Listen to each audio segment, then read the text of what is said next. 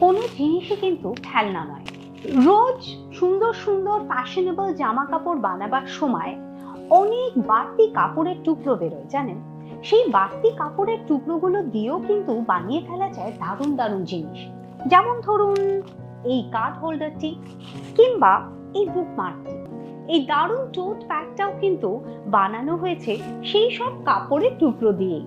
এখন প্রশ্নটা হচ্ছে, এগুলো কোথা থেকে আপনারা আমদানি করবেন? প্রকৃতির যদি সঠিক বন্ধু হতে চান তাহলে তো ব্যবহার করতেই হবে এই রকম দারুণ দারুণ জিনিস। আর তাই তো আনবক্স করলাম ঠিকানাটা আপনাদের জন্য। তবুও বলে রাখি, এটা কিন্তু রূপকথার গল্প নয়, এটা সত্যি রূপকথা।